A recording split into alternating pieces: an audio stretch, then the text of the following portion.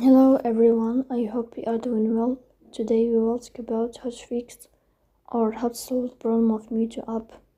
You will click on settings. In this page, you will click on apps, default apps, app settings. Here you will search about the application of Meitu like this and you will click.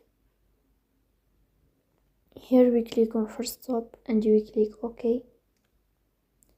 Then you will enter to the window of storage. Here you will click on clear cache. In the end, you will turn off your phone and you will restart your phone again to fix that problem.